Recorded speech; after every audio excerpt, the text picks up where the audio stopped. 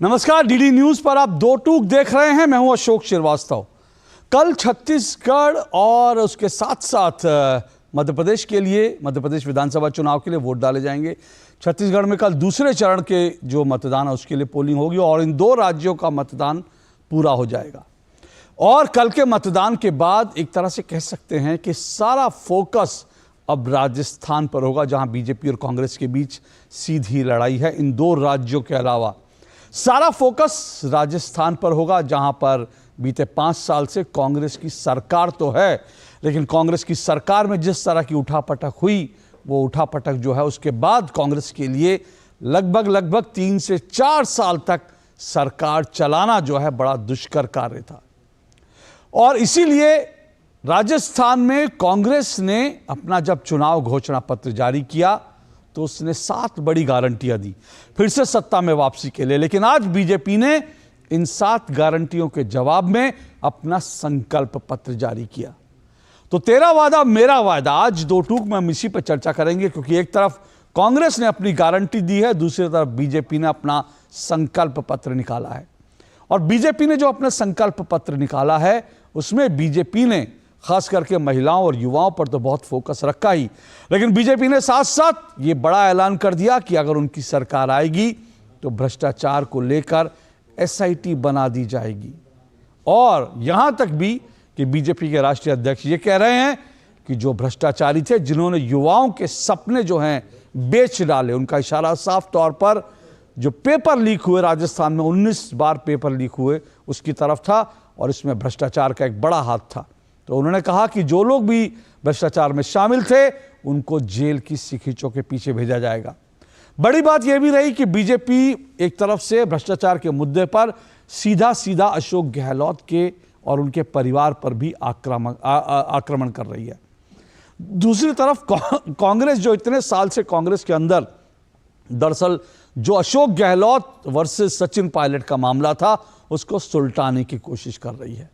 राहुल गांधी भी वहां चुनाव प्रचार के लिए पहुंच गए। प्रधानमंत्री नरेंद्र मोदी पहले से ही वहां प्रचार कर रहे हैं, और इस सबके बीच सपा बसपा भी कुछ सीटों पर दांव आजमा रहे हैं। इसमें बीएसपी एक बड़ा फैक्टर है, क्योंकि याद रखिए बीएसपी पिछली बार राजस्थान में अशोक गहलोत की सरकार बीएसपी के 6 विधायकों के समर्थन से बनी थी, लेकिन इन 6 के 6 विधायकों को बाद में कांग्रेस ने अपने पाले में शामिल कर लिया, जिसके बाद मायावती ने ऐसा लगता है कि इस बार प्रण कर लिया है कि वो जो तोड़फोड़ कांग्रेस ने बीएसपी में की थी उसका बदला वो राजस्थान में इस बार जरूर लेंगी। कुल मिलाकर राजस्थान की लड़ाई दिलचस्प है। कल तो पोलिंग हो जाएगी, जैसा मैंने कहा, छत्तीसगढ़ और मध्य प्रदेश में, लेकिन फोकस अब राजस्थान पर होगा। राजस्थान का कैसा रण होगा, राजस्थान में किसका राज आएगा, दो टूक में हम इसी पर चर्चा करेंगे। वायदों का पिटारा खुल गया है और इन पिटारों पर, इन वायदों पर भी बात करेंगे। उससे पहले जरा देखिए बीजेपी ने जब अपना संकल्प पत्र जारी किया तो किस तरह से बीजेपी ने अपने संकल्प पत्र की प्रमुख बातें जो हैं दोहराई। सुनिए जरा।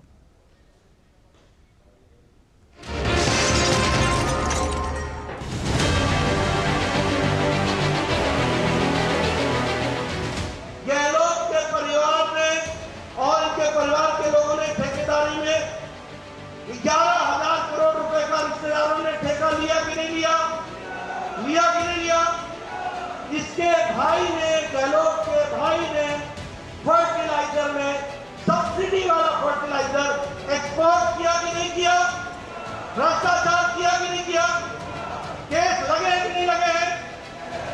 आपने 25 तारीख को राजेंद्र मीना जी को भेज देना, एसआईटी बैठवाऊंगा और ऐसे लोगों को जेल के सिक्कों के पीछे डाला जाएगा, ये आप ध्यान रखें। जब अशोक गहलोत जी की सरकार रिपीट होने पर उनके बेटे को ही विश्वास नहीं, वो बेटा ही कह रहा कि सरकार रिपीट नहीं होगी, तो राजस्थान की जनता को क्या विश्वास होगा इनके ऊपर और इनकी गारंटी के ऊपर। लेकिन भारतीय जनता पार्टी जो कहती है वो करती है, और ये संकल्प पत्र हमारे लिए एक पवित्र ग्रंथ है, और इसके राजस्थान की जनता के सपनों का वादा हमने लिया है, तो उसको भारतीय जनता पार्टी की सरकार। राजस्थान के गरीबों के हित के लिए निवेश किए जा सकने वाले पैसे में जिस किसी ने भी अमानत में खयानत की है उसको उसके किए का अंजाम भुगतना पड़े, इसको सुनिश्चित करना। माननीय प्रधानमंत्री जी ने जैसे हमें कहा है, जो सीख दी है कि न खाऊंगा न खाने दूंगा, इस तर्ज पर ज़ीरो टॉलरेंस टुवर्ड्स भ्रष्टाचार को की नीति पर काम करते हुए उन सबको एक्सपोज करना और उन सबको उनके किए के अंजाम को भुगतने के लिए जो है भुगताने के लिए तैयार करना, और साथ साथ में उन सारे पैसों को वसूल करके वापस गरीबों के हित में विनिवेश करना, ये प्राथमिकता रहेगी। लोग कहते थे ना, कांग्रेस के लोगों को संदेह था कि अयोध्या में राम मंदिर नहीं बन पाएगा, इसलिए कांग्रेस ने अपने शासनकाल में जब केंद्र में सरकार की तो क्या कहती थी, कहते थे राम और कृष्ण हुए ही नहीं। तो इससे बड़ी गाली हमें और क्या हो सकती है। हमारे आराध्य देवों के अस्तित्व पर इन्होंने प्रश्न खड़ा करके सत्य सनातन हिंदू धर्म को ही अपमानित किया है। भाइयों बहनों, मैं आज आपसे कहने के लिए आया हूं, हमने तब भी कहा था रामलला हम आएंगे, मंदिर वही बनाएंगे। हमारे पूज्य संतों ने तब भी आह्वान किया था, रामलला हम आएंगे, ये गुलामी का ढांचा जरूर हटाएंगे। बोले हटाया ना, और आज हम कह रहे हैं रामलला हम आएंगे और रामलला को विराजमान करने के लिए तिथि भी बनाएंगे। और मैं तो पुष्कर आज तीर्थ में आया हूं। आज 22 जनवरी 2024 को प्रधानमंत्री मोदी जी के कर कमलों से रामलला अपने भव्य मंदिर में विराजमान किया। कितने लोग हैं जो अयोध्या दर्शन करने की इच्छा रखते हैं?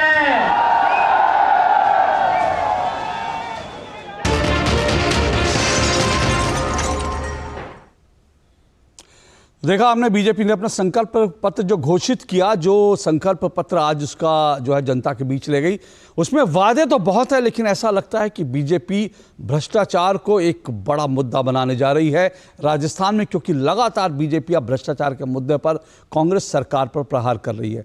दूसरी तरफ युवाओं पर भी फोकस है, लेकिन साथ साथ युवाओं को काम तो राम का नाम भी है, क्योंकि योगी आदित्यनाथ ने आज बाकायदा राजस्थान पहुंचकर राजस्थान की जनता को 22 जनवरी को अयोध्या आने का एक तरह से निमंत्रण दे दिया। तो ये सब कुछ चल रहा है। और दूसरी तरफ अगर कांग्रेस की बात करें तो कांग्रेस खेमे में बड़े दिन से ये चर्चा चल रही थी कि अशोक गहलोत से राहुल गांधी बहुत नाराज हैं और इसीलिए राहुल गांधी अब तक जो है चुनाव प्रचार करने नहीं पहुंचे हैं। लेकिन आज राहुल गांधी आज चुनाव प्रचार के लिए पहुंच गए और पहुंचे, और जब पत्रकारों ने उनसे पूछा तो उन्होंने कहा कि हमारे पार्टी में कोई दरअसल विवाद नहीं है और हम लोग सब मिलकर लड़ रहे हैं। और आज राहुल गांधी ने अशोक गहलोत और सचिन पायलट के हैंडशेक भी करा दिए। देखिए जरा।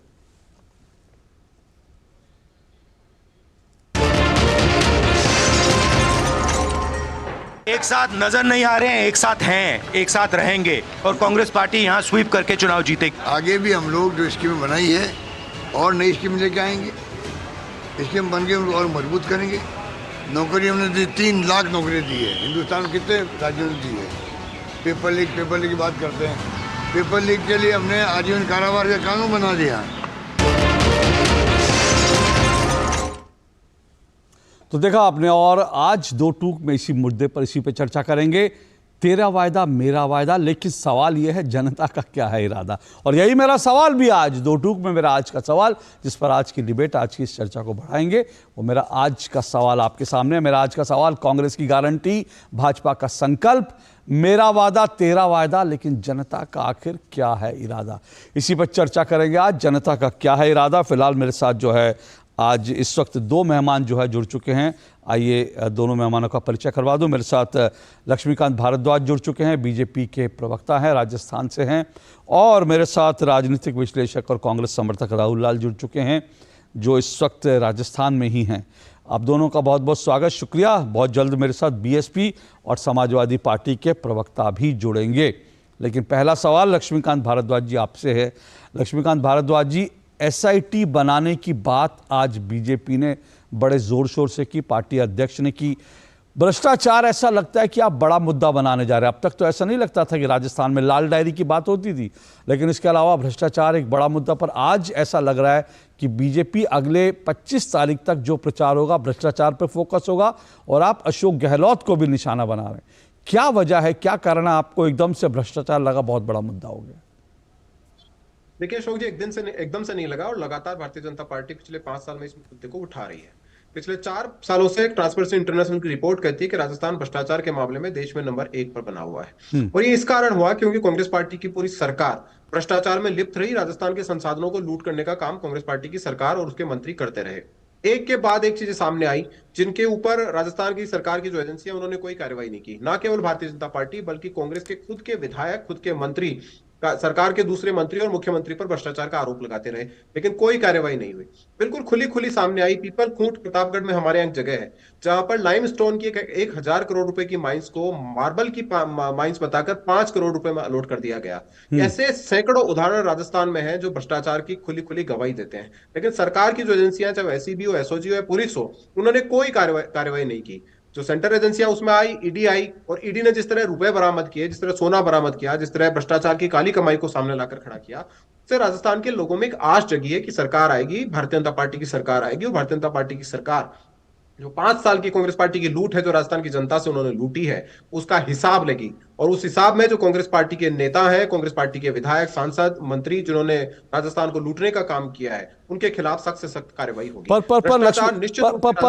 लक्ष्मीकांत जी, पर मेरा सवाल है कि अब तक जो है अशोक गहलोत को आज जिस तरह से कहा कि भाई 11,000 करोड़ का जो है टेंडर उनके परिवार को सीधा ईडी की आप बात कर रहे हैं। ईडी जो है ठीक चुनाव के दौरान, जब चुनाव की प्रक्रिया चल रही थी, तब अशोक गहलोत के घर पहुंचती है। आज आप उनके ऊपर 11,000 करोड़ रुपए का जो है उनके परिवार को फायदा मिला, ऐसा आरोप लगा देते हैं।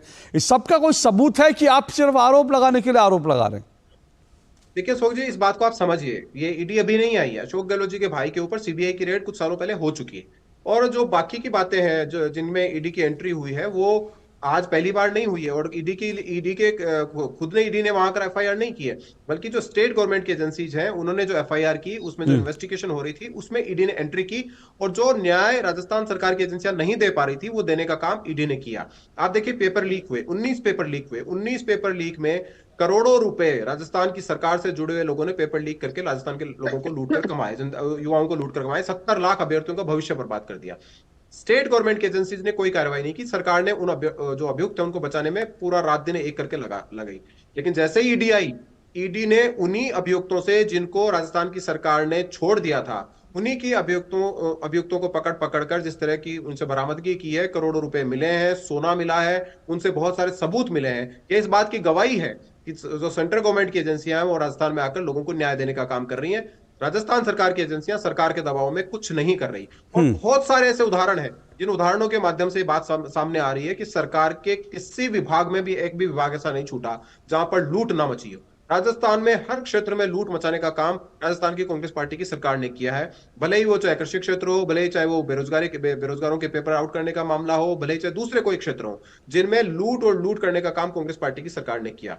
आज जब वहां सेंट्रल एजेंसियां आई और जिस तरह की आश राजस्थान के लोगों को जगी है कि हमारी जो लूट का हिसाब है वो सेंट्रल एजेंसियां अब लेंगी, तो उनके मन में एक नई आस जगी कि नई सरकार आएगी। और मैं आपको आश्वस्त कर रहा हूं आपके माध्यम से राजस्थान के सारे लोगों को कि जो सरकार बदल जाएगी 10 दिन के बाद, उस सरकार में आने के बाद जो स्टेट गवर्नमेंट की एजेंसियां हैं, भले चाहे एससीबी है, एसओजी है, पुलिस है, वो ही इन चोर उचक्कों को पकड़ कर सलाखों के पीछे। चलिए, उसका इंतजार करूंगा। मैं उस पर सवाल भी जरूर पूछूंगा, क्योंकि इस तरह के वादे चुनाव में बहुत होते हैं।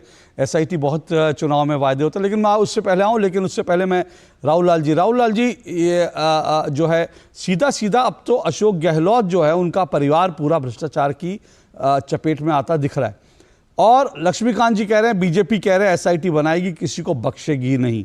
तो क्या आपको लगता है भ्रष्टाचार में भी, महिला अपराध के साथ साथ राजस्थान भ्रष्टाचार में भी टॉप कर गया क्या? देखिए, भारतीय जनता पार्टी बिल्कुल आरोप लगा रही है और वो उनका पूरा अधिकार भी है। लेकिन देखिए, सवाल जब पेपर लीक को लेके होता है तो उसमें कुछ दूसरे तथ्यों के ऊपर भी ध्यान देना पड़ेगा। पेपर लीक के मास्टरमाइंड कौन थे? सुरेश ढाका जयपुर में कोचिंग चलाते थे। जिस शक्ति के साथ राजस्थान सरकार ने बुलडोजर चलाया उनके संस्थान के ऊपर, वो काबिले तारीफ चीज थी।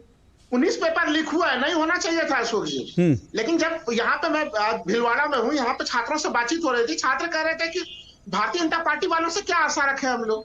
भाई 22 पेपर उत्तर प्रदेश में लीक हुआ, उत्तराखंड में कितने पेपर लीक हुए हैं, वहां पे एसआईटी बना के कोई जांच पड़ताल कराई क्या भारतीय जनता पार्टी ने? तो जिनके अपने रिकॉर्ड अच्छे नहीं है वो दूसरे राज्य में चले हैं पेपर लीक के मामले को लेकर चलने के लिए।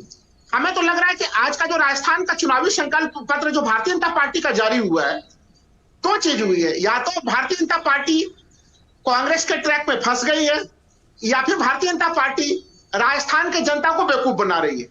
क्योंकि देखिए, अब तक माननीय प्रधानमंत्री जी फ्री बीज के ऊपर बहुत कड़ा प्रहार करते थे। अब यहाँ पे खुद कह रहे हैं कि वो बच्चियों को फ्री स्कूटी देंगे। तो कांग्रेस एक मिनट, मैं फ्री बीज पर आऊं, उससे पहले भाजपा के घोषणा पत्र पे आऊं।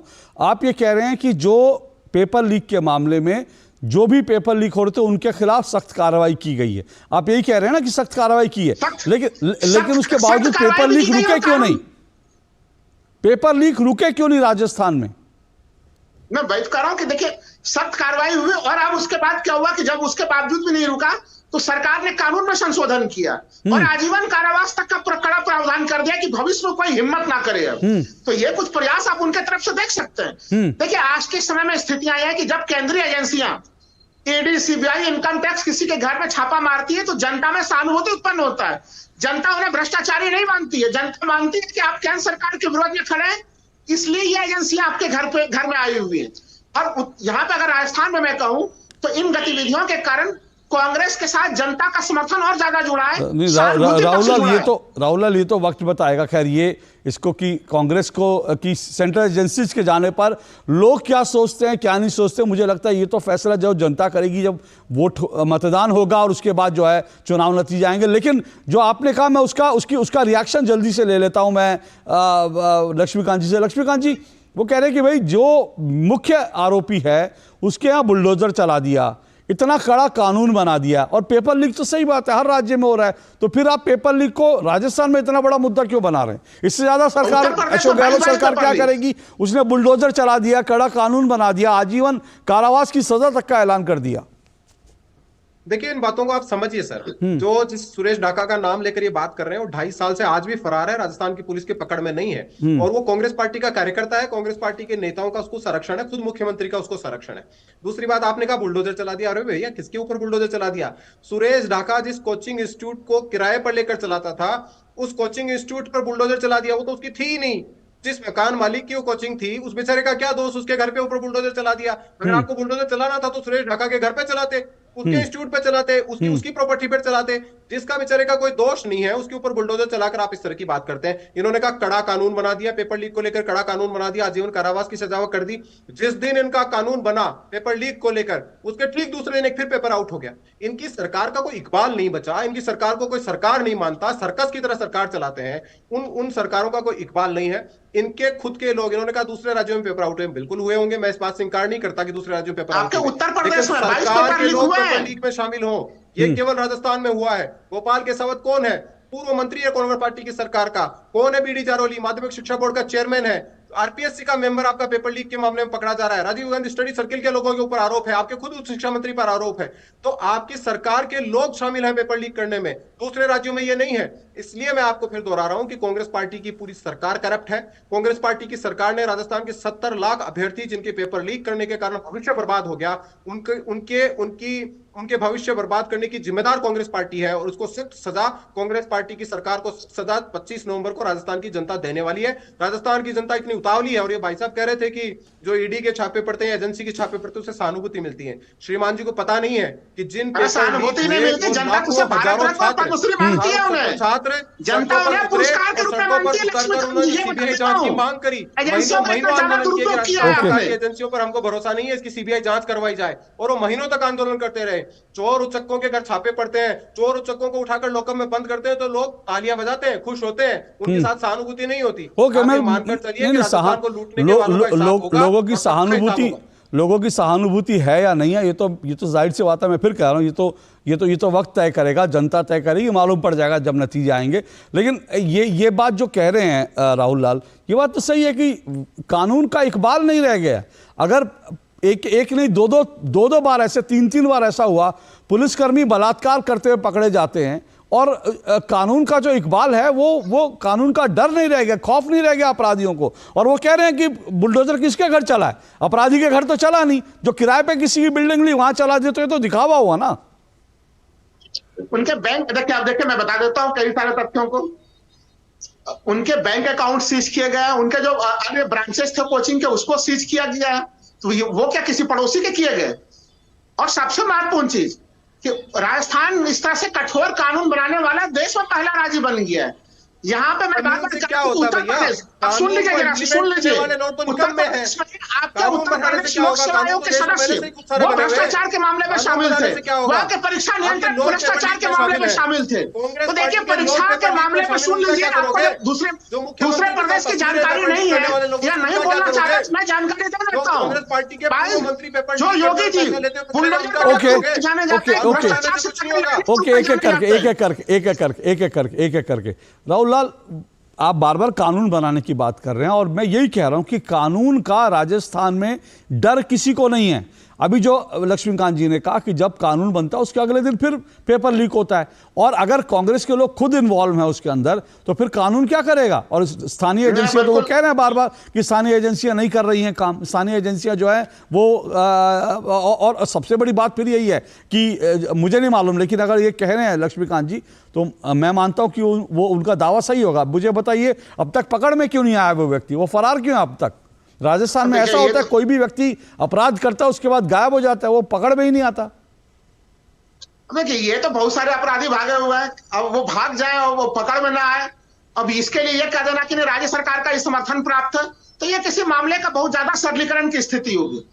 आप ये चीज जान लीजिए कि जो उस पूरे प्रकरण में जो कार्रवाई हुई है वो काफी कठोर कार्रवाई हुई है, और उत्तर प्रदेश जहां पे कि राजस्थान से भी ज्यादा पेपर लीक हुआ है, वहां पे ऐसा कोई एक उदाहरण बता दें लक्ष्मीकांत जी, वो उनको तो जानकारी नहीं है। वहां पे उत्तर प्रदेश लोक सेवा आयोग के मेंबर शामिल थे, परीक्षा नियंत्रक शामिल थे, तमाम घटनाएं घटती रही हैं। मैं तो उत्तराखंड के भी मामले का उदाहरण दे सकता हूं। तो ये जो भारतीय जनता पार्टी के हाथ तो इससे भी ज्यादा रंगे हुए हैं। ये घटना देखिए, मैं मानता हूं पेपर लीक गहलोत सरकार की कमी रही, ये मैं मानता हूं, और इसको और ये जो कानून था आप मानते हैं कि कमी रही गहलोत सरकार की पेपर लीक में? मैं कहता हूं कि ये कठोर कानून और पहले आना चाहिए था, लेकिन वो देर से आए। पर सवाल तो ये ना, कठोर कानून आने के बाद भी क्या हुआ?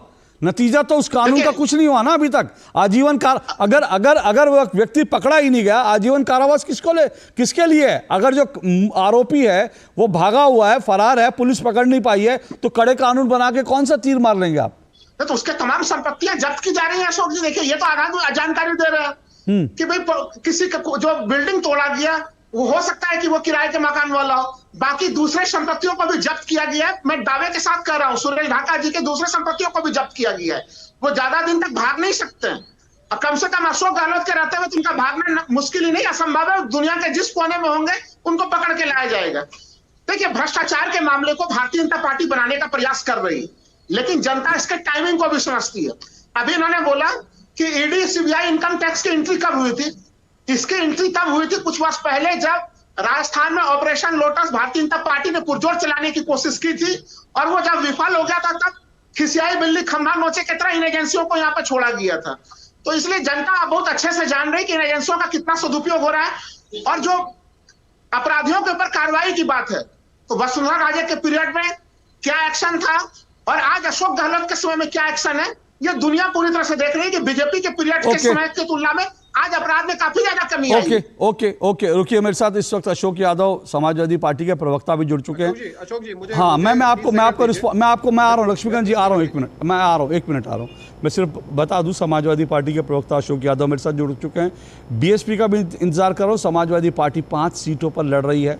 मध्य प्रदेश में भी वो कांग्रेस के खिलाफ समाजवादी पार्टी ने अपने उम्मीदवार उतारे, वहाँ पर भी लड़ी, और राजस्थान में भी समाजवादी पार्टी ने अपने 5 उम्मीदवार उतारे हैं। मैं आऊँ अशोक यादव जी आपके पास, उससे पहले लक्ष्मीकांत जी जल्दी से रिस्पॉन्ड कर दीजिए, फिर मैं अशोक यादव जी के पास जाऊंगा। कांग्रेस पार्टी के प्रवक्ता कह रहे हैं कि अशोक गहलोत के रहते हुए संभव नहीं कि कोई फरार हो जाए। अशोक गहलोत के रहते ही संभव हुआ भाई साहब, 2.5 साल से फरार है वो, जिसने राजस्थान में 70 लाख का भविष्य बर्बाद किया।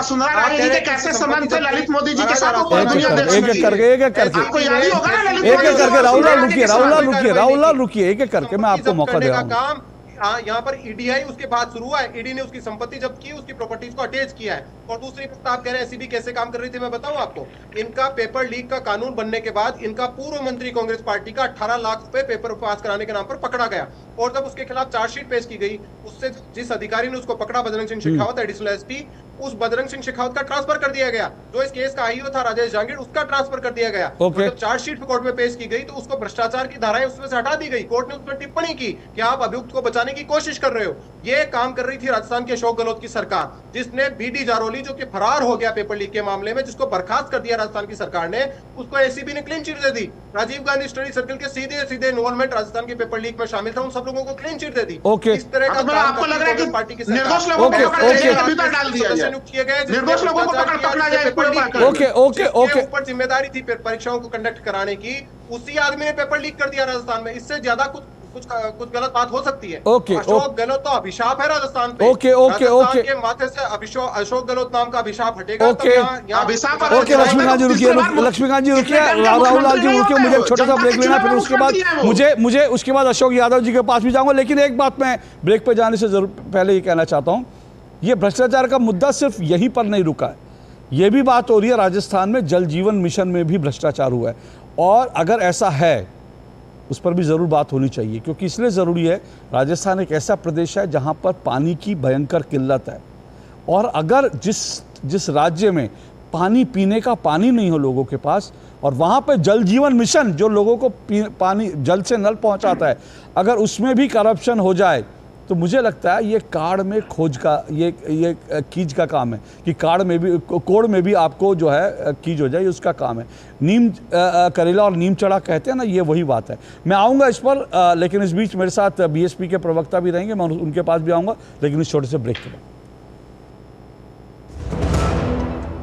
तुम्हें पता है इन्वेस्टर्स के लिए एक इन्वेस्टर प्रोटेक्शन फंड होता है, IPF। लेकिन अगर तुम्हारा ट्रेड एक्सचेंज पर एग्जीक्यूट नहीं हुआ या फिर कोई गारंटीड रिटर्न्स वाली स्कीम है, तो ये IPF आपकी मदद नहीं कर सकता है। और अगर आपका ब्रोकर ही डिफॉल्टर बन जाए तो फिर IPF आपको कॉम्पेंसेशन दिला सकता है। कहाँ से सीखा? NSE की साइट पर। सोचकर समझकर इन्वेस्ट कर। हमारा डेजर्ट आ गया, पर हमारी चैंपियन नहीं आई अब तक। बिल भरने के पहले तो आएगी ना। So girls, क्या हो रहा है? बिल हो रहा है। चल अपना कार्ड दे। पिन दे। RBI कहता है अपना पिन, OTP, CVV या इंटरनेट बैंकिंग पासवर्ड किसी को ना दे। ऑनलाइन बैंकिंग सिर्फ अपने ही कंप्यूटर, मोबाइल और सिक्योर नेटवर्क से करें। हाँ, ये खाने की चैंपियनशिप थी क्या? RBI कहता है जानकार बनिए, सतर्क रहिए। Ashutosh Verma, mutual funds distributor. अरे सर जी, म्यूचुअल फंड वाले खुद ही कहते रहते हैं डायरेक्ट इन्वेस्टमेंट कर लो। सारे डायरेक्ट इन्वेस्टमेंट करेंगे तो आपका कौन पूछेगा? हम यहाँ क्यों बैठे, गड्डी सीखने के लिए? सर जी, म्यूचुअल फंड्स का भी सेम फंडा है। शुरुआत में किसी ना किसी को तो म्यूचुअल फंड्स की सारी जानकारी देनी होगी ना। मैंने भी शुरुआत करनी। आप भी मेरे तरह म्यूचुअल फंड्स डिस्ट्रीब्यूटर बन सकते हैं। जानिए कैसे mfdkareshuru.com पर। तो करें शुरू। गोल्डी छोले मसाले, जहाँ जाए रिश्ते बनाए, जहाँ जाए रिश्ते बनाए, गोल्डी मसाले। दादी, आज भी आपकी चाय की दुकान बंद थी? 1 महीने से बीमार हूँ, काम बंद और इलाज का खर्चा अलग। आयुष्मान कार्ड नहीं बनवाया? नाम सुना है, कहाँ बनवाना है, कैसे बनवाना है, इस उम्र में भाग दौड़। कार्ड अभी बन जाएगा। आयुष्मान ऐप पर जाकर अपना या परिवार के सदस्य का नाम लाभार्थी सूची में ढूंढें। आधार, OTP या फेस ऑथ द्वारा ऑथेंटिकेट करें। डिटेल्स भरें। अब मोबाइल से फोटो खींचकर अपलोड करें। बन गया। अब ठीक होकर अपने हाथ की चाय पिला दो। और एक प्रकार से PM जय अब गरीबों की जय बन गई है। 5 लाख तक के मुफ्त उपचार की गारंटी, स्वास्थ्य का वरदान Ayushman. Renewable energy is the future sir. Green energy की जरूरत तो हर जगह बढ़ रही है, अपॉर्चुनिटी बड़ी है। अरे, इस नई ऊर्जा के लिए बजट का सोचा है? सर, उसके लिए इरेडा है ना, जो कई सालों से रिन्यूएबल एनर्जी के सेक्टर में काम कर रही है। बिल्कुल सही। Indian renewable energy development agency limited, Bharat का प्रमुख pure play green financing NBFC, जो सिर्फ ऐसे ही ग्रीन प्रोजेक्ट्स को फाइनेंस करती है, ताकि भारत की ग्रीन ऊर्जा बढ़े और हम सब मिलके एक इको फ्रेंडली और सस्टेनेबल फ्यूचर बना सके। आज ही इरेडा के साथ मीटिंग फिक्स कराइए। बिल्कुल sir. IREDA, a Government of India enterprise.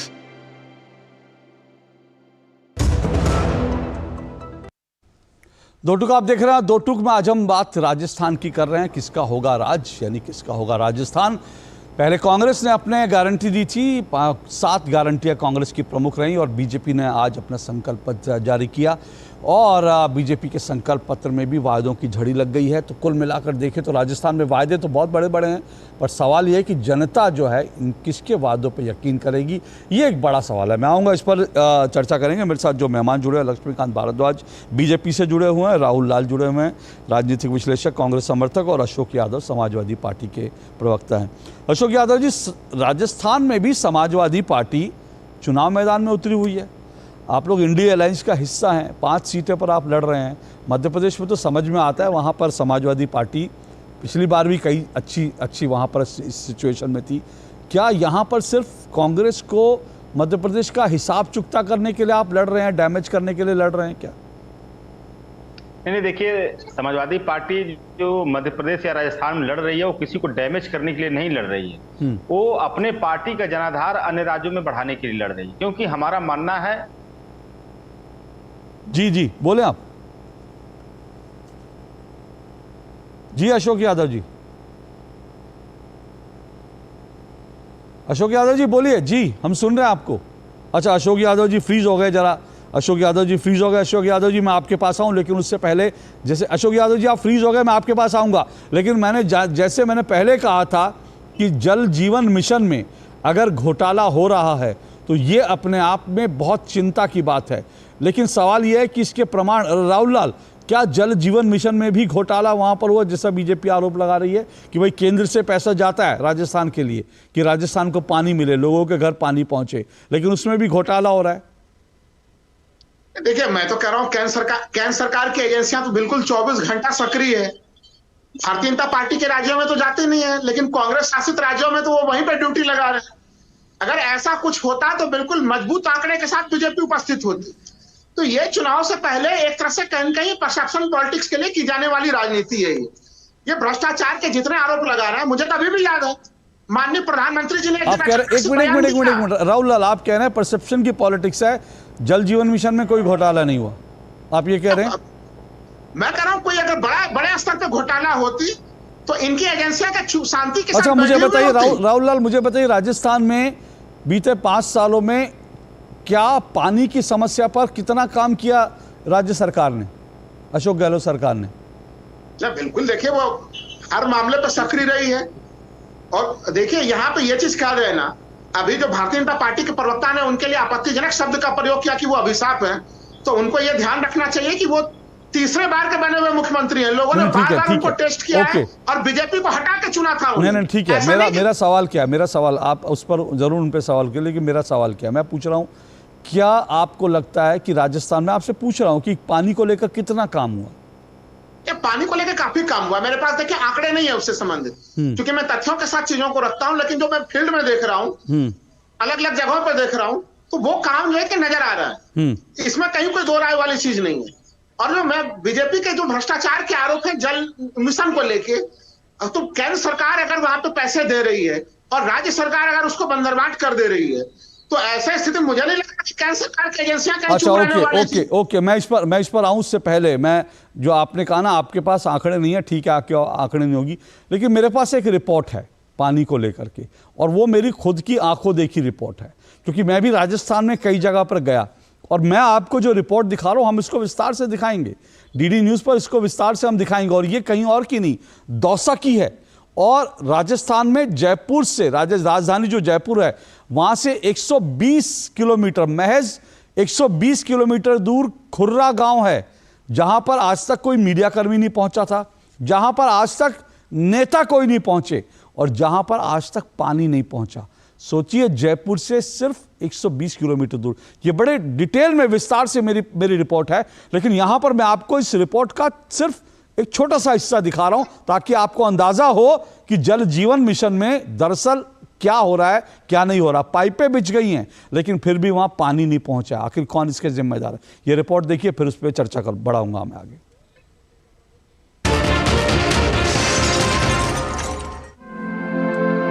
2 kilometre दूर अपने घरों में पानी ले जाती हैं, तब जाकर इनको पीने का पानी मिलता है।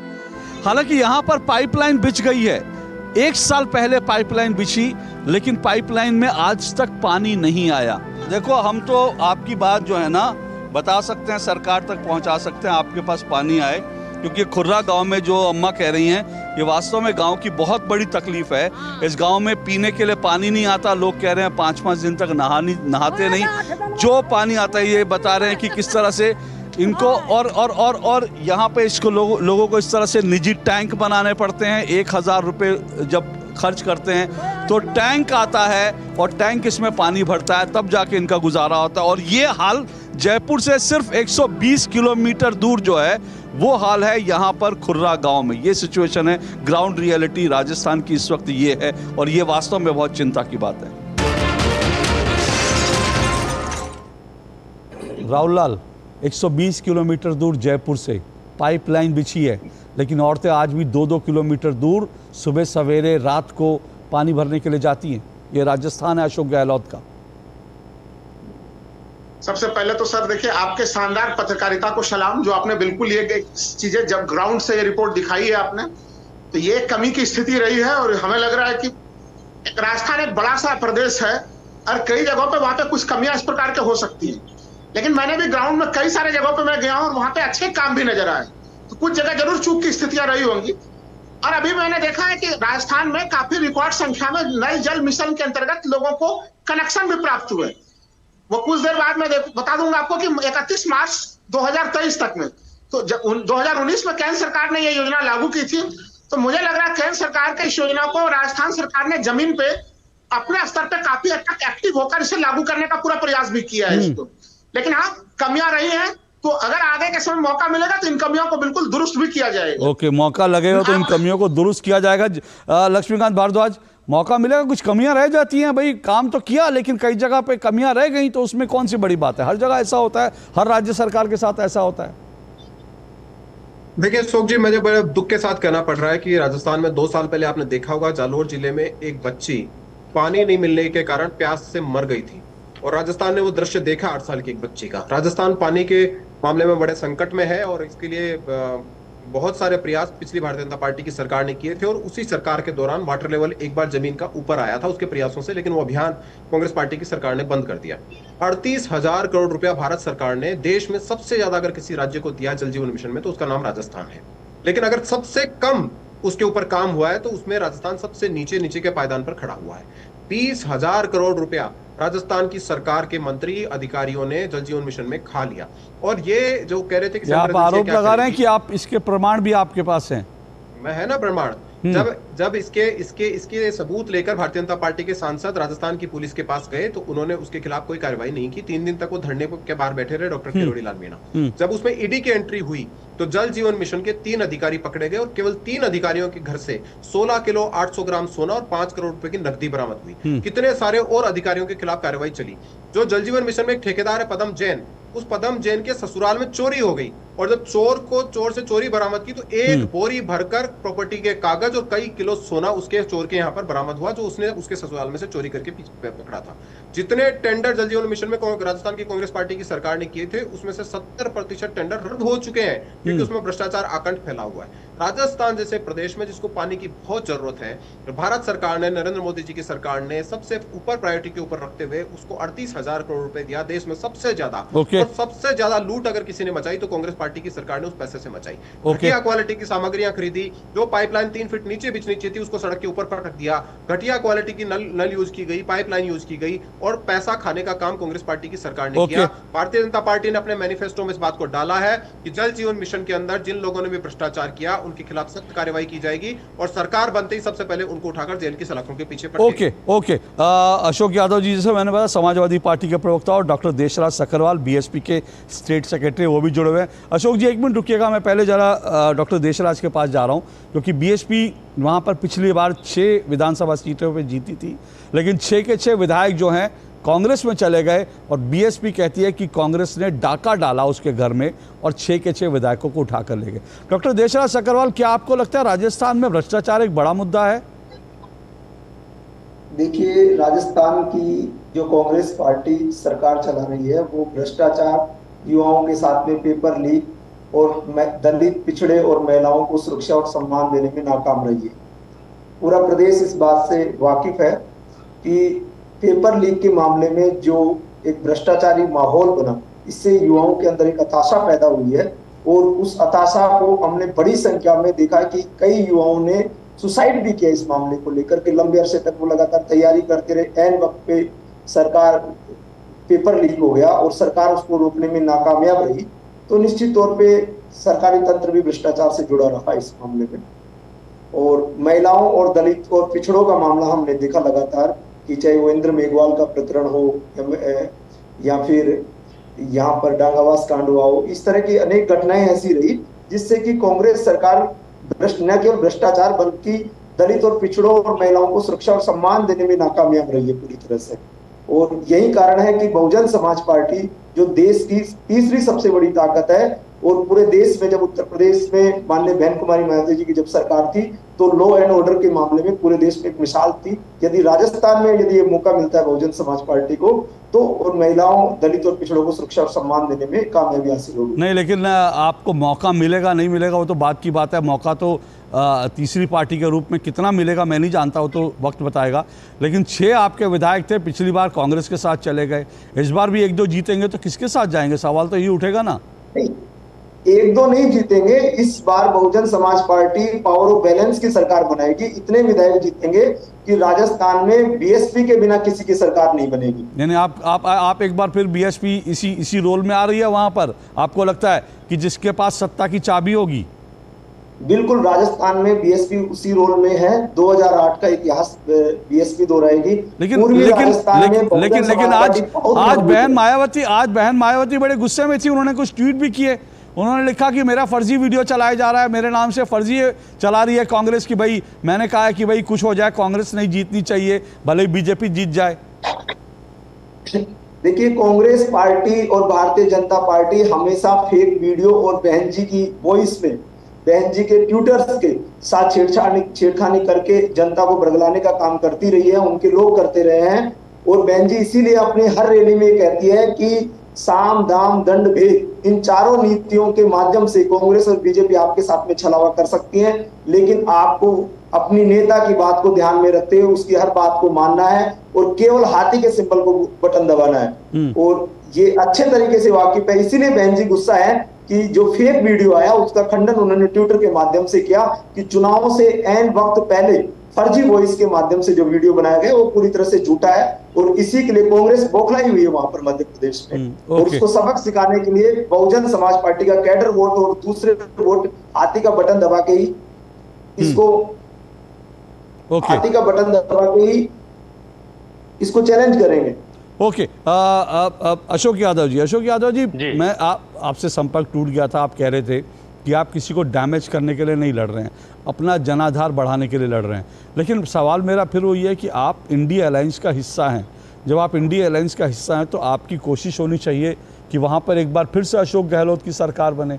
आपकी कोशिश होनी चाहिए वहाँ पर इंडिया अलायंस की सरकार बने।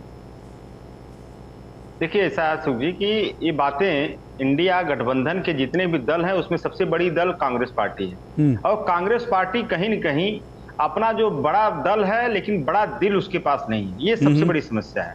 समाजवादी पार्टी हमेशा से 4 कदम पीछे हटके गठबंधन धर्म को निभाने का पूरा प्रयास किया है।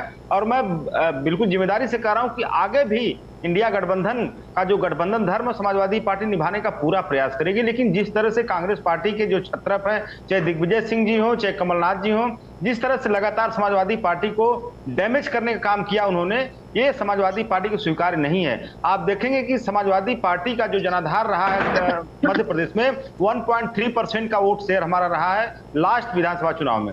कांग्रेस पार्टी का जो यूपी में लास्ट विधानसभा में चुनाव का जो वोट शेयर है 2.3%, 1% का अंतर है। अगर कांग्रेस पार्टी मध्य प्रदेश में हमें कहती है कि कांग्रेस सपा कोई जनाधार नहीं है, तो क्या वो 2.3% वोट शेयर लेकर के उत्तर प्रदेश में किस हैसियत से हमसे सीट मांगेगी लोकसभा में?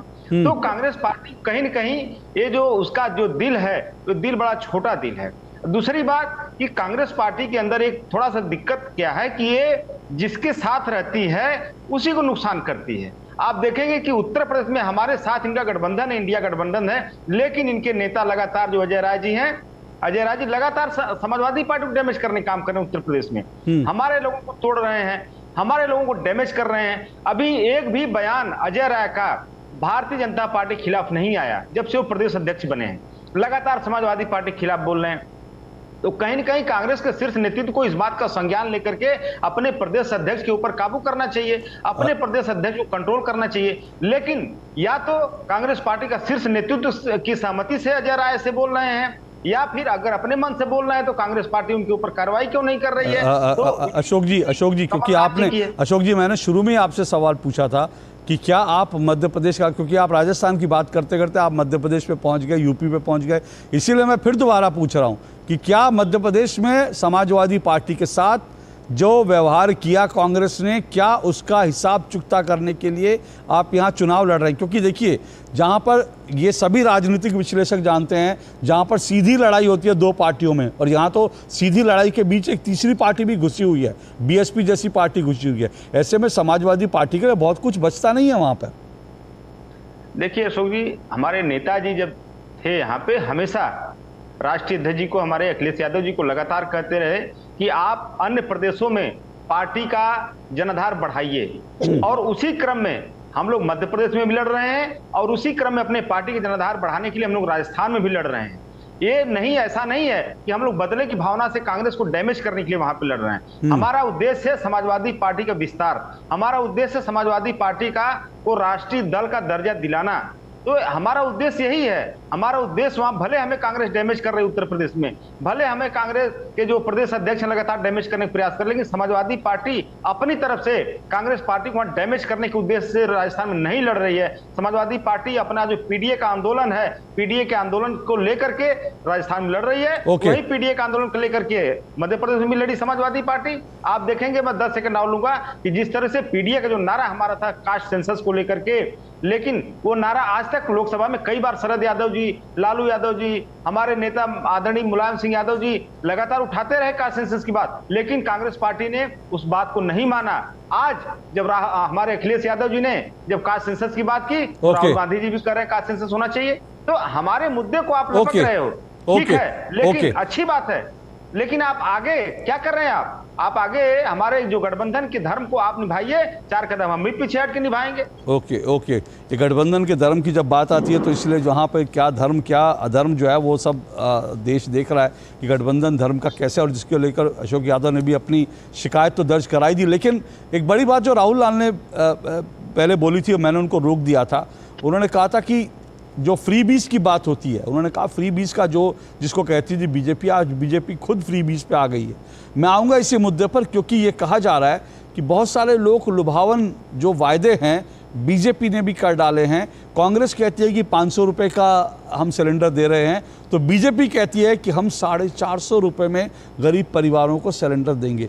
तो क्या कर्नाटक और हिमाचल प्रदेश में चुनावी हार के बाद बीजेपी में भी एक रीथिंकिंग है कि लोक लुभावन वायदे जो हैं वो तो करने ही पड़ेंगे, क्योंकि जनता को शायद वो पसंद आ रहे हैं?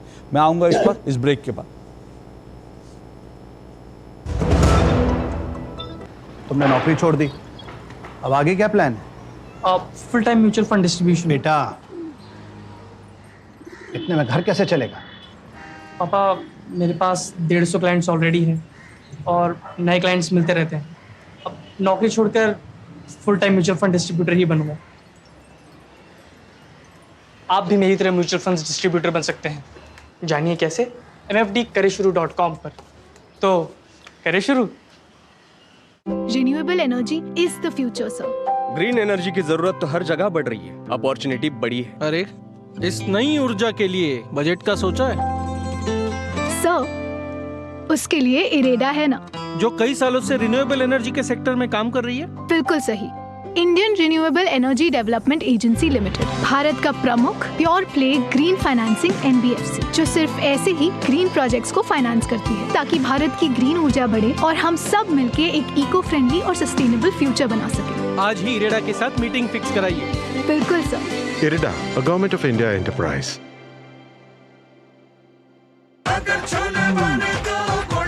गोल्डी छोले मसाले, जहाँ जाए रिश्ते बनाए। जहाँ जाए रिश्ते बनाए, गोल्डी मसाले। अब क्या देख रहे हो पापा? तुम कहते हो ना कि स्टॉक मार्केट में बहुत सोच समझ कर इन्वेस्ट करना चाहिए, बस थोड़ा सा ज्ञान ले रहा हूँ। किससे? हर एक स्टॉक्स एक्सपर्ट है, मस्त एजुकेशनल वीडियोस बनाता है और अच्छी इन्वेस्टमेंट की टिप्स भी देता है। पापा इन वीडियोस पे ना जाएं, अपना रिसर्च खुद करें या सेबी रजिस्टर्ड इन्वेस्टमेंट एडवाइजर से संपर्क करें। एजुकेशन के नाम पर कुछ इन्फ्लुएंसर्स अक्सर इन्वेस्टर को मिसगाइड करते हैं, नुकसान आपका होगा। सोच कर समझ कर इन्वेस्ट कर। दो टूक आप देख रहे हैं किसका होगा राज, इसी पर हम बात कर रहे हैं। राजस्थान पर अब फोकस है क्योंकि कल तो मध्य प्रदेश और साथ साथ छत्तीसगढ़ में चुनाव की मतदान की प्रक्रिया पूरी हो जाएगी और राजस्थान में 25 तारीख को मतदान है, तो अब पूरा फोकस राजस्थान पर रहेगा। राजस्थान में बीजेपी ने आज अपना चुनाव घोषणा पत्र जो है, संकल्प पत्र जो है जारी किया है, इसी सब पर बात कर रहे हैं। लक्ष्मीकांत भारद्वाज जी, राहुल लाल कह रहे थे कि भाई आप भी जिसको कहते थे फ्रीबीज, आज उससे आप भी अछूते नहीं हैं। आपके घोषणा पत्र में जो तमाम बातें की गई हैं, भाई लड़कियों को फ्री स्कूटी देंगे और उसके साथ साथ जो है ये भी कह दिया कि भाई 450 रुपये का गैस सिलेंडर देंगे, तो ये सारी चीज़ें क्या कांग्रेस ने आपको मजबूर कर दिया है फ्री बीज की पिच पर आने के लिए? ये फ्री बीज नहीं है अशोक श्रीवास्तव जी, ये जो लोक कल्याणकारी सरकार होती है उसमें लोगों की जो जरूरत होती है उसकी ओर एक कदम है। जो हमारी छात्राएं हैं, अगर हम उनको स्कूटी दे रहे हैं मेधावी छात्राओं को, तो उनको प्रोत्साहन देने का काम भारतीय जनता पार्टी की सरकार करेगी। उनको किसी तरह की फ्री बीज नहीं है। साथ ही जो 450 रुपए का सिलेंडर 600 रुपए में तो दे ही रही है भारतीय जनता पार्टी की सरकार। 500 रुपए की सब्सिडी भारतीय जनता पार्टी की सरकार ही तो सिलेंडर पे देती है। कांग्रेस पार्टी की सरकार राजस्थान की तो 100 रुपए देती है, उसी में 4 एहसान जता देती है। अगर हम 450 रुपए उसको लेकर आ रहे हैं तो लोगों के कल्याण के लिए, लोगों की भलाई के लिए, जिनको जरूरत है उनके लिए है। भारतीय जनता पार्टी फ्री बीज में विश्वास नहीं करती, लेकिन लोक कल्याणकारी सरकार के रूप में जो लोगों की बेसिक जरूरत है वो उनके ऊपर हमेशा ही भारतीय जनता पार्टी का ध्यान रहता है। ये आप तो इसके ऊपर भी कह दीजिए कि देश को आजाद हुए आज 75 वर्ष हो गए, लेकिन लोगों के घरों पे शौचालय नहीं थे। भारतीय जनता पार्टी की सरकार आई, उसी ने तो लोगों में इतने करोड़ों शौचालय बना कर दिए। अकेले राजस्थान में 83 लाख शौचालय नरेंद्र मोदी जी की सरकार ने बना कर दिए। राजस्थान में ही अकेले उज्ज्वला योजना के 70 लाख कनेक्शन नरेंद्र मोदी जी की सरकार ने दिए, देश भर में करोड़ों दिए। 20 लाख मकान बनाकर राजस्थान में नरेंद्र मोदी जी की सरकार ने दिए। तो ये लोगों की जरूरत थी और विकास की योजनाओं से पीछे छूटे हुए लोग थे 70 सालों में, तो उनको मुख्य धारा में लाने के लिए इतने प्रयास। ओके, तो राहुल लाल आपको फ्री बीज, राहुल लाल आपको कौन सी फ्री बीज योजना लग गई भाई? आपको कौन सी इसमें आपको रेवड़ी लग गई?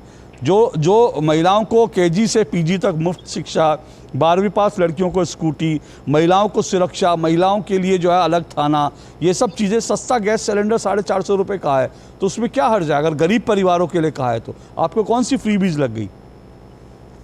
नहीं, देखिए, फ्री बीज की परिभाषा अब देश जान चुका है कि अगर कांग्रेस जन कल्याण, लोक कल्याण के लिए काम करे, विपक्ष की दूसरी पार्टियां काम करे तो फ्री बीज है, और भारतीय जनता पार्टी काम करे तो वो जन कल्याण का काम। यही अंतर है, और कोई अंतर नहीं है। मैं पूछ रहा हूं, कब आपके उज्ज्वला योजना का जो है कि आप 600 रुपया का दाम कब हुआ? लोकसभा के चुनाव पास आए, आपने जस्ट उसके पहले शुरू कर दिया। नहीं तो आपके तो अधिकांश जगह केंद्र सरकार के आंकड़े देख लीजिए। कांग्रेस पार्टी की सरकार ने तो 4 महीने में सब कुछ करना शुरू किया है। 50% से ज्यादा, 50% से ज्यादा लोग अपनी गैस नहीं भरा पा रहे थे। लक्ष्मीकांत जी, सुन लीजिए, आप तो केंद्र में। ओके, करके मैं मौका दूंगा, रुकिए सर, 1 मिनट मौका दूंगा, वो अपनी बात पूरी कर लें। लक्ष्मीकांत जी मौका दूंगा, राहुल लाल जी अपनी बात पूरी कीजिए। अब मैं कह रहा हूँ भाई, केंद्र में सत्ता में भारतीय जनता पार्टी कर दे पूरे देश भर के लिए घोषणा। भाई बाकी देश के निवासियों से क्या दिक्कत है आपको? दूसरे राज्य के लोगों से सीधे दे देंगे, 450 कर दीजिए, 400 रुपया कर दीजिए, तो बड़ी स्वागत योग्य कदम है। मैं मानता हूं कि भारतीय जनता पार्टी ने जो 450 रुपया गैस सिलेंडर की घोषणा की है, यह केवल और केवल कांग्रेस के कारण की, चूंकि कांग्रेस 500 रुपये में दे रही है वो, इसलिए अब इनको 450 पे आना पड़ेगी। अगर कांग्रेस 450 में देगी तो इन्हें 400 रुपया के घोषणा पे आना पड़ जाएगा। ओके, लक्ष्मीकांत जी रिस्पॉन्ड कीजिए। देखिए, भारतीय जनता पार्टी की सरकार ने तो जब से केंद्र सरकार में आई है तब से लोक कल्याणकारी काम करने शुरू किए हैं। मैंने आपको पहले भी कहा, हमारे घर में शौचालय नहीं थे, हम विकसित देश होने का दावा करते थे, नरेंद्र मोदी जी की सरकार ने बना कर दिए। लोगों को पक्की छत नहीं थी, देश राजस्थान में 20 लाख मकान बना कर दिए। देश में 4 करोड़ से ज्यादा मकान नरेंद्र मोदी जी की सरकार ने बना कर दिए। नरेंद्र मोदी जी की सरकार के पहले भी इंदिरा आवास स्कीम के तहत देशवासियों को घर मिल रहे थे।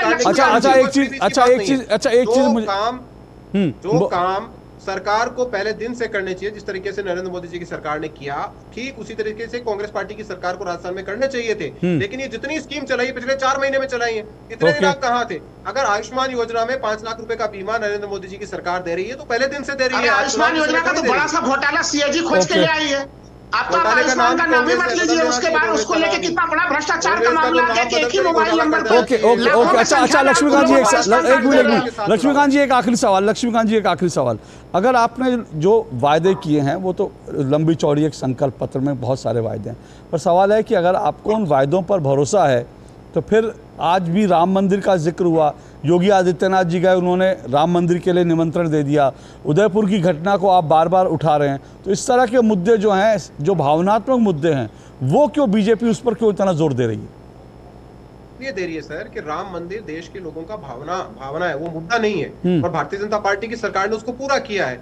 500 साल के बाद सुप्रीम कोर्ट का आदेश था, वो पीढ़ियां बीत गई, सुप्रीम कोर्ट का आदेश पार्टी का राजा है, नरेंद्र मोदी प्रधानमंत्री बने, राहुल लाल जी एक मिनट रुकिए, राहुल लाल जी कांग्रेस पार्टी ने कोई कमी छोड़ी थी? कांग्रेस पार्टी की सरकार ने तो राम मंदिर ना बने इसके लिए वकील के चोले में कार्यकर्ता खड़े कर दिए थे कोर्ट में। ओके, इतने रोड अटकाए राम मंदिर लक्ष्मीकांत जी ये बताइए ना, क्या सरकार का योगदान है उसमें? सुप्रीम कोर्ट का आदेश दिया, आज कोई भी सरकार होती राम मंदिर बन रहा होता, झूठा श्रेय लेने का काम करते जनता बात करेगी, आज से थोड़ी कर रही है। भारतीय जनता पार्टी तो 1990 में जो उनकी राष्ट्रीय अधिवेशन में नहीं, इसमें भारतीय जनता पार्टी चाहती है।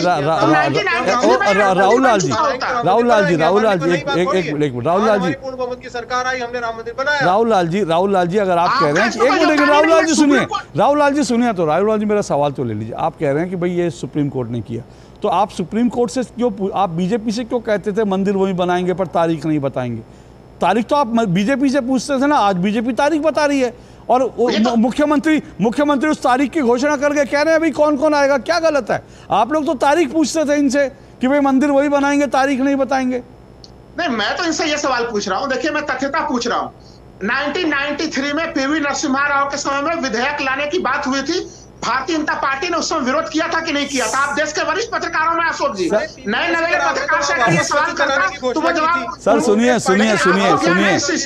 बीजेपी ने विरोध किया ना, तो मंदिर विधेयक सुनिए मेरी बात सुनिए एक मिनट राहुल लाल, जो आप 1993 की बात कर रहे हैं ना, मुझे मालूम है अच्छी तरह से, आप बिल्कुल सही कह रहे हैं, मैंने उस समय उसकी रिपोर्टिंग की थी, जिस एक व्यक्ति के कारण वो पूरा मामला अटका था, नहीं तो पूरी सहमति बन गई थी। उस व्यक्ति का नाम था सैयद शहाबुद्दीन जो एक मुस्लिम नेता थे, उन्होंने जो है पूरा अड़ंगा लगाया था, और उसके बाद मुस्लिम पक्ष तैयार हो गए थे, लेकिन सैयद शहाबुद्दीन ने कहा था कि हम बिल्कुल इसके लिए राजी नहीं होंगे, और उसके बाद ये पूरा आंदोलन चला था। मुझे उसकी पूरी याद है अच्छी तरह से, मैंने उसके ऊपर लेख भी लिखे हैं। सैयद शहाबुद्दीन ने उस वक्त जिस तरह के भड़काऊ बयान दिए थे, उसके बाद ये पूरा मामला भड़का था, ये मुझे अच्छी तरह से याद है। सैयद शहाबुद्दीन की आप बात कीजिए, पीओ नरसिंह राव की जो बात कर रहे हैं, उनका और लाल कृष्ण आडवाणी और बीजेपी के कुछ नेताओं के बीच बैठक हुई थी, लेकिन सैयद शहाबुद्दीन जब अड़ गए, उसके बाद उसका कोई हल नहीं निकला। लेकिन सवाल तो वही है ना कि आप लोग तो तारीख पूछते थे कि तारीख नहीं बताओगे, आज वो तारीख बता रहे हैं, तो उसमें परेशानी क्यों है? बहरहाल राजस्थान में जैसा मैंने कहा, ये तमाम मुद्दे हैं जिन पर अभी अगले कुछ दिनों और बात होगी, क्योंकि अगले कुछ दिन फोकस राजस्थान ही रहेगा, और राजस्थान में क्योंकि उदयपुर की घटना भी उठ रही है बार बार, और अब योगी आदित्यनाथ राम मंदिर का भी जिक्र लेकर पहुंचे हैं, राम मंदिर का निमंत्रण लेकर पहुंचे हैं, तो अगले कुछ दिन राजस्थान की चुनावी माहौल गरमाएगा, और जब गरमाएगा, जो मुद्दे गरमाएंगे हम उन पर विस्तार से ज़रूर चर्चा करेंगे। लेकिन आज के लिए इतना ही। मेरे चारों मेहमानों का बहुत बहुत शुक्रिया दो टूक में जुड़ने के लिए। आज के लिए इतना ही, नमस्कार।